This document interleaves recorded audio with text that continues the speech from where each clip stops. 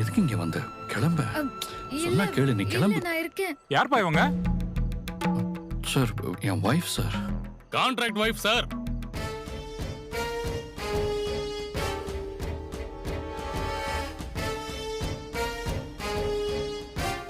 அந்த கான்ட்ராக்ட் எப்பவோ முடிஞ்சு போச்சு. இன்னும் மிஸ்ஸஸ் வைஃப்னு ஏன் சொல்றாங்கன்னே தெரியல சார். கான்ட்ராக்ட் என்ன உன் தலைமையில வச்சுதான் நடந்துச்சா?